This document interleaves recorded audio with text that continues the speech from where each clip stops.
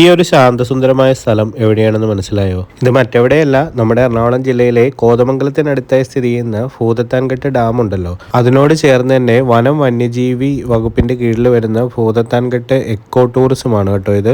ഈ ഒരു eco tourism മേഖലയിലേക്ക് പ്രവേശിക്കുന്നതിനായിട്ട് മുതിർന്നവർക്ക് 60 രൂപയും കുട്ടികൾക്ക് 15 രൂപയാണ് ഇവർ ചാർജ് ചെയ്യുന്നത്.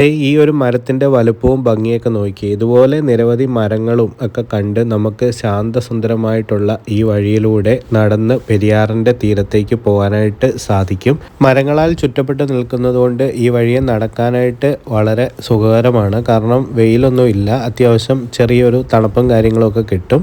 ഈ ഒരു തണലത്തൂടെ ഈ ഒരു വഴിയെ നടന്നു പോകുമ്പോൾ ഇതുപോലെയുള്ള നിരവധി കാഴ്ചകൾ നിങ്ങൾക്ക് കാണാനായിട്ട് സാധിക്കും. ഇവിടെ നഗരങ്ങളിലെ തിരക്കുകളിൽ നിന്നൊക്കെ മാറി ഇതുപോലെ പ്രകൃതി സൗന്ദര്യമുള്ള സ്ഥലങ്ങളിലേക്കൊക്കെ വരുമ്പോഴും ഇതുവഴിയൊക്കെ നടക്കുമ്പോഴും കിട്ടുന്ന ഒരു ഫീൽ എന്ന് പറഞ്ഞു കഴിഞ്ഞാൽ അത് വേറെ തന്നെയാണ് അല്ലേ. വളരെ വൃത്തിയായിട്ട് തന്നെയാണ് ഇവിടെ സൂക്ഷിച്ചിരിക്കുന്നത്. നമ്മൾ നടക്കുന്ന വഴിയിൽ മരത്തിൻ്റെ വേരുകളും വലിയ കല്ലുകളും ഒക്കെ ഉണ്ട്. അപ്പം നടക്കുമ്പോൾ നമ്മൾ പ്രത്യേകം സൂക്ഷിച്ച് വേണം നടക്കാനായിട്ട്.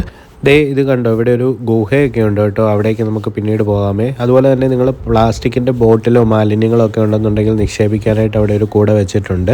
ഈ ഒരു മരങ്ങളുടെ വലുപ്പമൊക്കെ കണ്ടോ. അങ്ങനെയെല്ലാം കണ്ട് നമ്മൾ ഈ ഒരു പെരിയാറിൻ്റെ തീരത്തേക്കാണ് എത്തുന്നത്. അവിടെ എത്തുമ്പോഴത്തേക്ക് ഇതുപോലെ ഊഞ്ഞാലൊക്കെ കെട്ടി വെച്ചിട്ടുണ്ട് മരത്തേൽ. പിന്നെ നമുക്ക് അവിടെ ഇരിക്കാനായിട്ട് ഇതുപോലെ ചെറിയ കുടിലുകളൊക്കെ പോലെ ഉണ്ട്. ഇവിടെ ഇഷ്ടംപോലെ കുരങ്ങന്മാരുണ്ട്. പ്രത്യേകം അവർക്കൊന്നും ഫുഡ് കൊടുക്കാതിരിക്കുക, കാരണം അവർക്കുള്ള ഫുഡൊക്കെ കാട്ടിൽ തന്നെ ഉണ്ട്.